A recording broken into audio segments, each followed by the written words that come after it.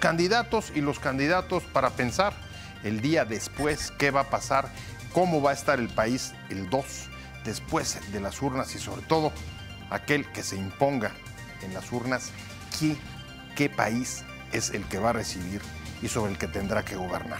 De esto vamos a hablar hoy en Opiniones Encontradas. Muchas gracias por estar con nosotros en este programa en el que todas las ideas se pueden cuestionar siempre que se debatan. Soy José Buendía y si me acompaña vamos a ver algunas de las últimas declaraciones de los candidatos para regresar aquí a nuestro foro a tener nuestro debate de hoy. Hoy concluye la campaña electoral y se abren días de veda para que los ciudadanos reflexionen el sentido de su voto y los indecisos definan quién gobernará el país en los próximos 6 años. ¿Cuáles son los principales retos que enfrentará el sucesor de Enrique Peña Nieto? La función básica de un gobierno es proveer seguridad y justicia a los ciudadanos. Es aquí donde están los principales desafíos del que resulte vencedor en las urnas, debido a que en el país se ha recrudecido la violencia durante el sexenio, junto con las constantes de la impunidad para investigar y castigar a los responsables del delito. Los planteamientos de los candidatos sobre la justicia han sido limitados, especialmente sobre problemas como la reforma penal, que entró en vigor hace un par de años como la principal respuesta del Estado a la falta de justicia imparcial y expedita. Tampoco ofrecieron alternativas a la estrategia de seguridad contra el crimen organizado que mantiene a los militares desde hace una década en labores de seguridad pública. Otro de los problemas que más preocupa a la ciudadanía es el de la corrupción, que ningún esfuerzo de política pública ha logrado atajar en 2 décadas y hoy es un freno para el desarrollo del país. Los retos económicos no son menores. Crecer más, atajar la desigualdad y salvar al TLC en medio de limitaciones del déficit fiscal y la deuda pública. Quien gane tendrá que plantear una reforma fiscal para solventar el problema de recaudación, ¿o es suficiente con reorientar el gasto como han prometido? Relanzar la economía será la primera tarea del próximo gobierno. Para muchos desde un promedio del 2% en los últimos 6 años y sin que los réditos de las reformas estructurales hubieran llegado nunca. ¿Decepcionaron o no las campañas? En un mensaje de Twitter, el último día de su campaña, José Antonio Meade dijo a la ciudadanía que ahora la reflexión y decisión están en sus manos.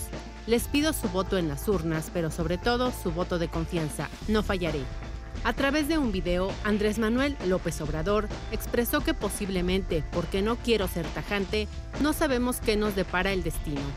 Deseo que sea la última campaña en la que participe en mi vida, expresó. Vamos a ganar la presidencia y estamos bien. Hoy aparecen encuestas y en todas estamos muy arriba, agregó. 7 de los 12 gobernadores del PAN anunciaron este miércoles a través de un desplegado la intención que tienen de colaborar con el nuevo gobierno electo. En las últimas campañas, al menos se hablaba de cómo íbamos a tratar de crecer más, pero seguimos igual y ningún candidato ha propuesto nada nuevo. Lamenta Valeria Moy, directora de México Cómo Vamos. Más allá del TLC, México puede hacer mucho por impulsar su economía con más inversión en infraestructura, dice Robert Beckler de la American University. Es parte esencial del plan de Andrés Manuel López Obrador, el gran favorito, pero apenas ha hecho hincapié en la campaña. Arrancamos con Opiniones Encontradas. Muchas gracias por estar con nosotros. ¿Cuál es el país que les van a dejar al que se imponga el próximo domingo en las urnas? De eso vamos a hablar hoy aquí en Opiniones Encontradas. Muchas gracias por estar aquí. Marta Tagle, como siempre, un placer tenerte. Con mucho gusto de saludarte. Candidata al Senado y... a diputada. Perdóname. Actualmente senadora, candidata a diputada por el Frente por México. Fausto Barajas, ¿cómo estás? Bien, Pepe, buenas tardes. Como todos los miércoles, un placer saludarte. Buenas tardes, Marta, ¿cómo estás? Pues arranquemos con, si quieres, con lo de hoy. Cierran los 3 en medio de referencias futbolísticas. El Frente dice que va a golear. El MID que hay que relanzar al equipo. Y lo que vemos es pues las tareas y los retos que les quedan por venir a partir del 2 al que gane. Sí, sin duda, bueno, pues hoy finalmente son los cierres, y digo finalmente porque me parece que en el ánimo ciudadano sí ya hay un hartazgo de lo que ha significado las campañas. Formalmente han sido las campañas más cortas en tiempo, pero la intensidad que me parece que le han puesto, particularmente en las redes sociales, las han hecho muy intensas. Pues finalmente hoy estamos llegando al cierre en el que efectivamente me parece que, a pesar de cómo están las cosas, no está todo tan escrito, las diferencias no me parece que serán tan importantes. Y lo que sí es importante decir, y celebro que tu programa sea sobre eso, porque efectivamente después del 1 de julio las cosas no van a cambiar de manera automática, ni mágica, ni con la voluntad de una sola persona. Y eso me parece importante ponerlo desde ahorita ahí, porque la ciudadanía está esperando mucho después del 1 de julio. Entonces, las cosas, sobre todo lo que tenemos después de esto, y es muy grave el tema de la violencia. La violencia que tenemos generalizada en el país, que está alcanzando niveles increíbles y que ha llegado a los políticos, ¿no? Todos los días nos estamos enterando de nuevos atentados contra candidatos, contra exfuncionarios, contra gente que está vinculada a los procesos electorales, y esto habla de este clima de violencia que tenemos en nuestro país, y particularmente ese tema de la violencia no se va a resolver de manera inmediata ni mágica, ni con la llegada de un gobierno o del cambio de un Congreso de la Unión, sino que va a requerir muchos esfuerzos, una voluntad realmente de muchas personas, y lo que no sé es si los ánimos después del 1 de julio permitirán precisamente que haya ese ánimo de consensar, de construir algo que nos permita garantizar seguridad a los ciudadanos, porque también podemos ver nuevamente este fenómeno de estar a favor o en contra de un proyecto, y eso finalmente polariza en las posiciones, y como sociedad me parece que después del 1 de julio, por quien gane, vamos a tener una sociedad muy polarizada, y eso tendremos que ver cómo se procesa precisamente para poder atender el México que queda después del 1 de julio. Rescato dos cosas de lo que acaba de decir Marta. A ver, sobre expectativas, ¿estás de acuerdo? Sí, claro, nada. O sea, al país otra vez le están vendiendo el cielo, por decirlo coloquialmente, y lo que van a encontrar el 2 de julio es que sigue siendo, digamos, el mismo terreno. Sin duda, a ver, el tema creo que aquí debe, no sé si la palabra es preocupar, pero sí el tema que se ha vendido de cambio, y digamos, si las encuestas reflejan lo que va a ocurrir y ganar al observador, el tema de las expectativas sí me parece brutal y de administrar. Porque lo hemos dicho, a ver, el país sigue y el país tiene unos retos brutales, y ahorita pues, podemos entrar en términos de seguridad, de economía, en términos de seguridad. Simplemente si comparas, más que las administraciones Peña, Calderón, es los datos 2012, 2018. 2012 la violencia, digamos, con el indicador de homicidios venía hacia la baja desde mediados del 2011, y hoy tienes lo contrario, tú tienes una curva que venía así. Hoy tuviste el pico más alto en 2017 y en 2018 sigues rompiendo tendencias de homicidios. Va para arriba. Sí, va para arriba. La violencia en términos políticos que observaste en este proceso electoral nunca la habíamos vivido en México. Más de 120 políticos asesinados en búsqueda de cargos de elección popular o relacionados o ex alcaldes. Inédita. Inédita, nunca lo habías visto. Entonces, ese tema, y ya sea si gana Mitt o Anaya, va a ser lo mismo. Las expectativas de lo que la gente está esperando, de lo que se llame cambio, que pasan por corrupción, que implica así, y lo materiales en la calle, la gente va a decir, bueno, corrupción implica, metan a la cárcel a tantos políticos corruptos y no empiezan a ocurrir. O voy a acabar con la violencia, la gente va a empezar el 1 de diciembre con el presidente nuevo, o en enero, febrero, ¿cuándo van a empezar a reducirse los homicidios? Sí, ¿qué pasó? Digo, no sé cómo le hagas, porque pasar de 27,000 o 30,000 que fueron el año pasado, por más exitoso que sea un gobierno, ¿en cuánto tiempo los va a bajar a la mitad? A ver, señalan un primer reto que es la seguridad.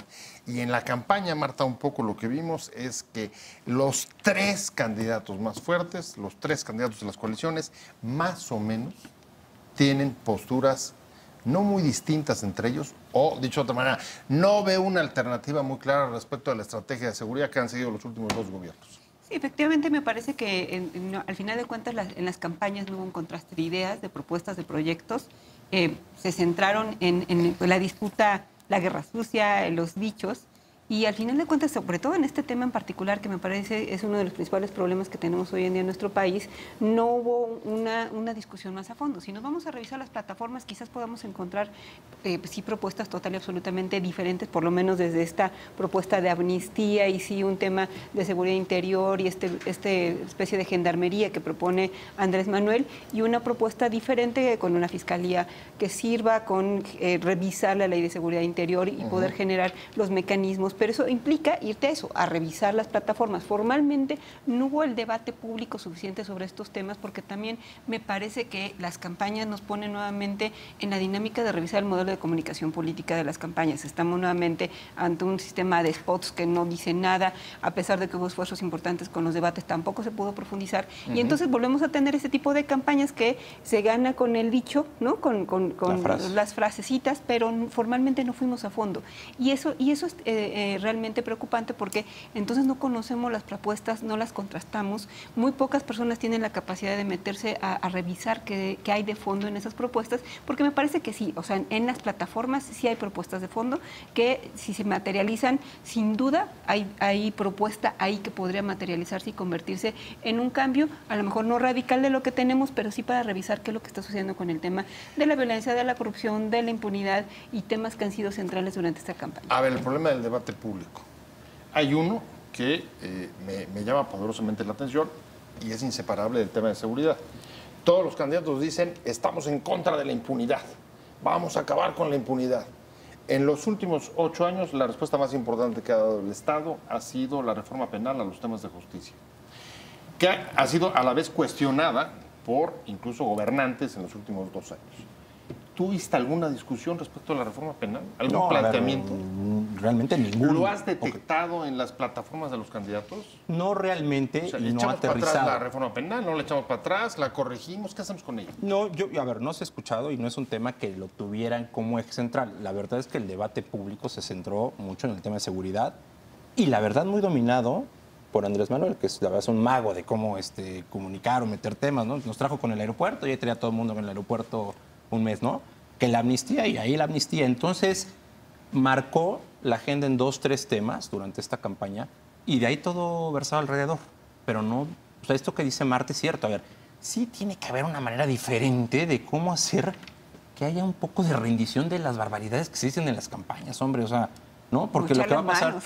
bueno, Hasta mochar las como manos. dice, ocurrencia, no, a ver, ese tipo de cosas dices, oye, si es serio, a ver, debería tener consecuencias, a ver, pues no, si no es una ocurrencia, pues sí es una barbaridad, ¿no? Que alguien lo diga y más bien te llama la atención que sea el gobernador del segundo estado más rico del país, ¿no? Digo, imagínate Sí, cómo o sea, no estás es- hablando, no te sí. encontraste de Tinguindín, ¿no? Sí, no es una anécdota que a alguien se le ocurre en la calle, Sí, ¿no? eso te lo dicen en AMI y dices, bueno, pues, pero México, ¿no? La tercera economía No, más grande del mundo. incluso hoy salió con que los presos no tienen derechos, que su único derecho es comer y entonces que hagan trabajo forzado para pagar sus culpas. O sea, no tienen derecho las personas que están recluidas, según esta mentalidad. Y ese tipo de cosas, después de trabajar tanto en una agenda de derechos humanos, estarlas escuchando a nivel nacional, le hace clic a muchas personas y por eso es que desafortunadamente hay un porcentaje importante, por lo menos en las encuestas, de gente que está pensando votar por ese tipo de barbaridades. Es que nos llama la atención, justamente. No, bueno. En los últimos sondeos que yo he visto,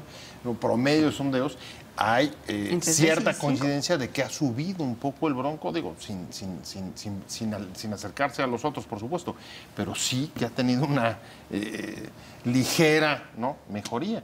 Gracias a esta clase de propuestas, mientras asuntos como la reforma penal están fuera de la agenda de discusión. Y ahí no puedes atacar o no puedes explicarlo por los spots, ¿o sí? No, a ver, y es que sí tienes Bueno, que es encontrar sexy, ¿o qué? la manera en que se está comunicando y se están diciendo estas cosas, porque pues sí, se vuelve un show. Y la verdad que pues tener políticos que se dedican al show salen muy caros, la verdad, para financiar más los comediantes, está canijo. Y comediantes no están metidos en la política, pues hay que meterlos entonces, ¿no? Porque si se te vuelve una barbaridad de ocurrencias, lo que oyes siempre pues, en las mesas y en todos lados, de los equipos de campaña, no equipos de campaña y candidatos. Entonces sí hay que ver cómo logras que haya algún tema de rendición sobre lo que se dice, porque si no las expectativas, lo que decíamos hace rato es, espérate un año.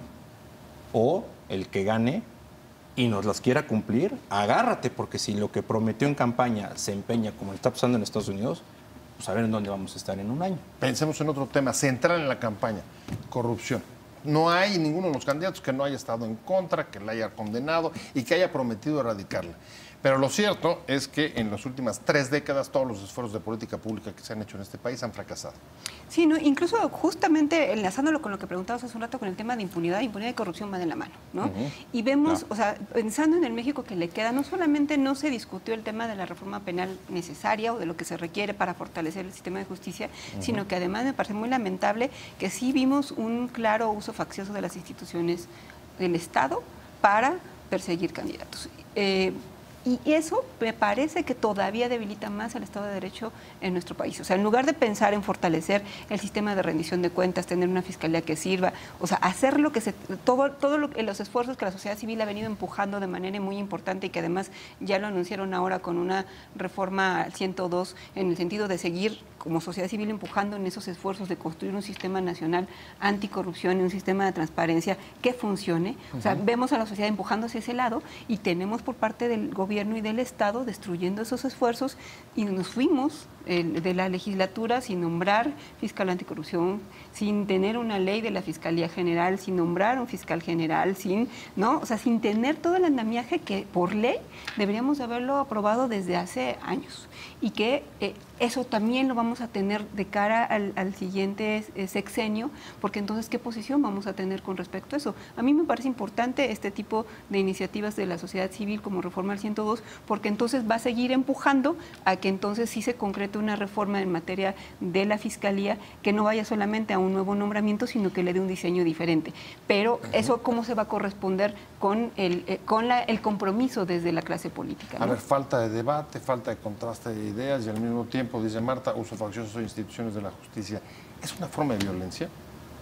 No, sin duda, digo, de autoritarismo, ¿no? Del Estado, pero completito. O sea, el hecho, a ver, yo estaba pensando, a ver, la campaña del último mes que se centró en las acusaciones prácticamente entre Miriam Anaya por pelearse el segundo lugar, ¿no? Sí, claro. Como en otro costal si la estrategia está resultando o no. Pero que en campaña las denuncias fungen los equipos de campaña como si fueran ministerios públicos o agencias de investigación, que pues, yo creo que debería ser función del Estado para evitar, si los candidatos, como se tiraron ahorita, uno a otro, tuvieran esos problemas de veras serios de lavado de dinero, involucrados en corrupción, pues no deberían llegar a ser candidatos. Yo creo que el gobierno debe haber investigado. O sea, Oye, ¿cómo? A ver, ahora resulta que los equipos de campaña hacen investigación. Oye, qué miedo y qué garantías para combatir a la corrupción en el próximo sexenio. Estoy hablando con Fausto Barajas, colaborador permanente de este programa los miércoles, y Marta Tagle, senadora y además candidata a diputada, ahora sí lo dije bien, no invertido. Primera tarea, a ver, ¿qué creen que debe de hacer el presidente electo una vez que tome posesión, que salga triunfante después en las urnas? De todo lo que hay, seguridad, corrupción, justicia, o sea, miles de broncas y problemas, ¿qué tendría que hacer? Pues yo creo ¿Economía? No, yo creo que todos los problemas que tiene el país no se van a poder resolver sin la participación de la gente.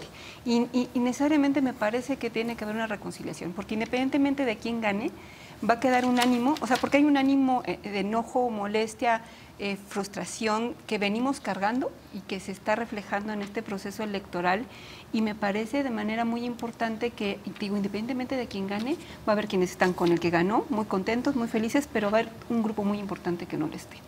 Y entonces en ese sentido necesitamos ver o sea, no podemos regresar a una época como la del 2006, que en lugar de conciliar y reconciliar y generar un proyecto que nos permitiera avanzar juntos, polarizar nuevamente. Conflicto y crisis política. Entonces, porque no podemos plantearnos ningún proyecto, ni el económico, ni el de seguridad, ni ningún otro, si no hay una reconciliación, un consenso, un llamado a las fuerzas políticas también para que entremos y entendamos que independientemente de quién gane, por eso va a ser muy importante la noche del 1 de julio, después del conteo rápido y que tengamos los primeros datos oficiales, sí escuchar el pronunciamiento de los diferentes actores, porque necesitamos eso, necesitamos que las fuerzas políticas también entendamos lo que tenemos de frente y que el que gane, por mucha mayoría que pueda llevar, varios, el Congreso pueda tener, necesitamos necesariamente reconciliarnos con fuerzas políticas, pero también hacer una convocatoria de reconciliación de la sociedad para podernos plantear, ahora sí, el siguiente paso para cualquier proyecto. Sin embargo, en tu primera intervención, cuando tocaste ese tema, decía Marta, no ve mucho ánimo. Tú me corregirás, pero y sin ánimo para hacerlo, la verdad es que restablecer la interlocución, el diálogo político no es tan sencillo.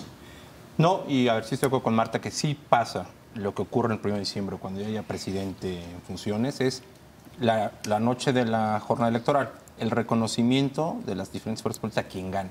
O sea, creo que eso sí puede ayudar a empezar a distender. Y sí creo que como mexicanos, aceptar la derrota. Yo creo que sí, y parece, de veras. Parece mentira que sigamos con esto. No, a ver, y yo creo que sí, nuevamente, como decía al principio, si las encuestas acaban como están y gana el observador, creo que todo el mundo tiene que respaldar al presidente electo. Y creo que esa es una señal también a él, lo que nunca concedió en su momento en el 2012, ¿no? Y regateó en el 2012, porque es importante para lo que sigue, y va a ser importante para él y para el 24. Y en 2006, ¿no? No, y lo que pasó es decir, oye, con las mismas instituciones que tú desacreditaste, es las mismas que te van a dar el triunfo, probablemente, y que las demás fuerzas políticas digan, hoy es momento de sumar, y creo que sí va a ser muy importante si él llega a ganar, cómo va a convocar a las diferentes fuerzas políticas y a la sociedad a lo que ha dicho que hay que sumar. Porque yo creo que él ha sido siempre un factor que ha cuestionado, que en una parte ha ayudado, digamos, a la democracia, pero en otra parte ha lastimado. Y yo creo que si él gana, como marcan las encuestas, es bien importante cómo convoca y pide también el apoyo de la sociedad, porque si no, sí puedes generar una mayor población. Y la llegada el 1 de diciembre, quién sabe cómo se halla en qué entorno. Y ya hablar de lo demás, bueno, cómo va a empezar un presidente a gobernar, pues son muchos temas. Nos hemos platicado de economía y seguridad, diferentes cosas. En términos concretos, ¿tú esperas un llamado a la reconciliación del López Obrador en caso de que gane? ¿Y crees que la oposición, en caso de que pierda, estoy hablando del PRI, perdóname, no de la oposición, del PRI o del Frente, en caso de que sean derrotados, aceptarían, más bien impugnarían el resultado? Desafortunadamente, conociendo la trayectoria de Andrés Manuel, no podemos esperarlo. Sin embargo, hemos visto en esta campaña que también ha aprendido de ciertos errores y por eso está donde está hoy en día. Pero me parece que sí va a haber un proceso de judicialización del resultado electoral, de impugnación. O sea, los tribunales. Y me parece que sí nos vamos a ir a tribunales. ¿De parte de los tres? O sea, ¿cualquiera crees que vaya a impugnar? Habrá que ver, ¿no? Habrá que ver, es que mucho depende de los resultados electorales, la contundencia de esos resultados electorales. Porque si las encuestas hubiera tal diferencia, pues no habría más que salir a reconocer, pero sí, la diferencia no es tan importante. Sí, además, ya estamos empezando a ver este clima que se genera del robo de urnas, de la violencia, hace que también se haga un proceso complicado el día de la elección. Eso nos va a generar nuevamente problemas en los que, insisto, Andrés Manuel desafortunadamente no ha dado muestras de una capacidad de decir, a ver, todos tranquilos, lo reconozco, no lo reconozco, y ese sí es un problema, ¿no? Entonces, por eso es importante que desde estos espacios aprovechemos para decir, a ver, lo que más nos conviene como sociedad es hacer un llamado a la reconciliación, porque no va a pasar. Pero a ver, casi es de manual, ¿no? O sea, los 2 puntos es 1, que el ganador en las urnas haga el llamado, y 2, que los derrotados acepten la derrota. Son como de manual, ¿no? Sin duda, pero creo que sí influye.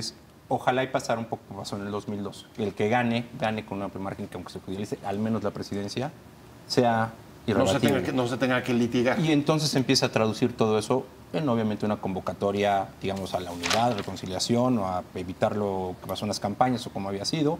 Y 2, una transición que creo que, como ocurrió en el 2012, creo que es ejemplar. Que empieces a mandar señales a todos los actores de la sociedad de que los gobiernos están transitando de manera ordenada y que en este país hacen las cosas de manera civilizada, ¿no? Y que empiece a ocurrir, y eso empieza, yo creo, que a distender todo hasta el 1 de diciembre. Y ya de ahí, pues el presidente que entre en funciones pues, se va a dar cuenta de que está feliz el 1 de julio, y el 2 de julio se va a empezar a preocupar un chorro de cómo van a entregarle al país. ¿Cómo lo resuelven? ¿No? Eso va a decir, a ver si no quiere regresar el carrito, ¿no? Ahora, ¿no parecería, digamos, que lógico pensar que así suceda si la distensión finalmente abonaría, digamos, en un fortalecimiento del presidente, que tendrá que enfrentarse nada más y nada menos que salvar el TLC, posiblemente ya como presidente electo, en una negociación con Donald Trump y con un contexto internacional que es absolutamente distinto del que existía en las últimas elecciones en 2006 o en 2012, con proteccionismo, nacionalismo y un vecino mucho más duro, exigente y amenazante que el que habíamos tenido o el que tuvieron ninguno de los candidatos que se impuso en las últimas elecciones presidenciales. Distensión, esos los deseos para el 2 de julio, para el día después de las urnas. Y lo platicábamos antes de irnos a un corte. Estamos hablando con la senadora Marta Tagle, candidata a diputada además por el México al Frente. Fausto Barajas, colaborador permanente de este programa del miércoles, especialista en asuntos de política pública. Lo que viene delante tendrá que ser eso, porque además de las primeras tareas es resolver el TLC. A ver, y yo agregaría uno, y con este TLC vamos a poner el Estado de Derecho, certidumbre en lo que hagas, porque durante la campaña se han dicho tantas cosas, pero por ejemplo, si es Andrés Manuel el que gana, pues vamos a hablar de ejemplos, cosas concretas. El aeropuerto, va o no va, y no porque sea el aeropuerto, porque te diría muchos, el 80% de los mexicanos subieron un avión. No estamos hablando de eso, estamos hablando de la certidumbre que manda un proyecto de tal envergadura en este país que contamina o genera una certidumbre a los actores económicos que toman decisiones de inversión en el país. Porque de ahí se van a decir, bueno, ¿y qué va a pasar entonces con los contratos en la reforma energética? ¿Qué va a pasar con las concesiones que se tienen? O sea, ya no es una especulación o un debate de campaña. No, ya es no es. ¿Sí o no? Por eso agregaría la reconciliación, distensión y certidumbre a lo que se dijo en campaña. ¿Qué implica la amnistía? A ver, ¿eso qué va a hacer? ¿Cómo se va a comer? Y lo que vayas diciendo del 2 de julio hasta el 1 de diciembre, pues sí va a tener también un impacto fuerte en cómo se está dando la transición del nuevo gobierno, el que gane, ¿no? Si no, sí. O sea, todas estas cosas que se fueron en campaña se tienen que empezar a aterrizar y materializar después del 2 de julio, para que pues vayas mandando señales. Una de ellas es el TLC. ¿Qué va a hacer? Porque no nada más es el TLC, o sea, va a ser ahí un tema que se tiene que comer aparte de la relación que tengamos con Estados Unidos, específicamente con el presidente Trump. Pero tienes un chorro de variables en el país que ¿qué vas a hacer con ellas? O sea, ¿cómo vas a hacer o reactivar, por ejemplo, la economía, el gasto? O sea, vas a tener presupuesto en puerta para aprobarse. Y eso es lo que empieza a marcar la realidad de lo que realmente va a hacer ese gobierno. Y de lo que empieza a hacer si te mata o no las expectativas de lo que un gobierno puede o no puede empezar a hacer. Desde ahí tienes que empezar a hacer cosas, no nada más los Estados Unidos, es presupuesto, pensiones, seguridad, cuánto le vas a meter. Que Trump es un cachito acá, bien importante. Claro. Pero todo esto... Salud, adultos mayores, etcétera, etcétera. Y lo que es interesante es que, salvo Mid, los otros dos candidatos, independientemente del que gane, tanto Anaya como López Obrador, si en algo coinciden, es que no tienen experiencia de gobierno. No, y no solamente eso, yo también me iría al tema interior, porque tenemos los gobernadores. O sea, al final de cuentas, aunque hay elección para 9 gobiernos este año, formalmente llegará ante gobernadores ya electos con los que tendrá que trabajar el nuevo gobierno. Y entonces ahí también hay otra realidad, porque si regresamos al tema... un tercio del país. Si regresamos al problema de la violencia, los estudios nos están dando además cuenta de que el problema está en lo local. O sea, ni siquiera tiene que ver con la federación. Entonces, ¿qué diálogo va a establecer el nuevo gobierno con los gobiernos locales para resolver esos problemas de lo local? Cuando venimos de una etapa en el uso discrecional de los recursos, de manejar el presupuesto de manera clientelar con los gobernadores, es decir, yo te doy, ¿no? Y vienen los gobernadores acostumbrados a esa realidad de que te dan dinero para que tú hagas ciertas cosas, a este nuevo gobierno que se va a plantear con el presupuesto, porque una de las primeras tareas a las que se va a topar el gobierno, el equipo de transición, va a ser negociar el paquete económico que se va a presentar. Que se va a presentar y que tiene que estar en el Congreso en octubre. Y ustedes me corregirán, pero ojalá que no sean las mismas reglas de yo te doy de la federación a la federación en los estados, y quién sabe en qué lo uses tú, y luego me quejo de los locales. Claro. A ver, lo que sea Marta, el tema de seguridad, ponlo en un ejemplo en concreto. El uso de las Fuerzas Armadas. Que en campaña tú me decías, hay que cambiar la estrategia. Sale, va, órale, va. ¿Cómo? Mañana le quitamos a Tamaulipas a la Marina, que por cierto piden los gobernadores, al ejército. ¿Sí, cómo? Tienes 40,000 federales, que no se aumentó uno solo en este gobierno. El presupuesto en términos reales cayó. Eso es realidad, Y para que digamos que no haya 30,000 muertes creciendo en homicidios, el que gane, ¿cómo le va a hacer? ¿En un año? ¿En cuánto tiempo? Presupuesto. ¿En cuánto tiempo va a tener un policía federal más? Porque cuando se hablaba en propuestas específicas, que nosotros hicimos alguna de duplicar la policía federal, no era duplicar porque se nos ocurrió subirla, era porque más o menos eran los efectivos de Marina y Ejército desplegados en los estados. Y dices, bueno, tú quieres eventualmente sacar a las Fuerzas Armadas de labores civiles. ¿Cómo ¿Lo vas, no? ¿Cómo Todo eso, ¿cómo lo sustituyes? bajas? Ya me voy, se me acabó el tiempo y me voy nada más con una calificación rapidísima. El país que va a recibir el próximo presidente de alto potencial de problemáticas, medio o bajo. Muy problemático. Muy problemático. O sea, te fuiste arriba de lo que... Arriba, sí, muy difícil. Arriba, tú. Alto también. No No sé. sé. O sea, Un poco a ver, más, a ver un poco quién más arriba. quién le sube más el tope. Como diría Chicharito, imaginemos. Imaginemos cosas De maravillosas. altísima complicación. No, muchas sí. gracias a los dos por haber estado con nosotros en Opiniones Encontradas. Marta Tagle, muchas gracias. Gracias, Mucha suerte. Pepe, buenas noches. Fausto Barajas, muchas gracias a los dos. Pepe, Marta. Y sobre todo, gracias a usted por habernos acompañado, por haber estado con nosotros. Nos vemos.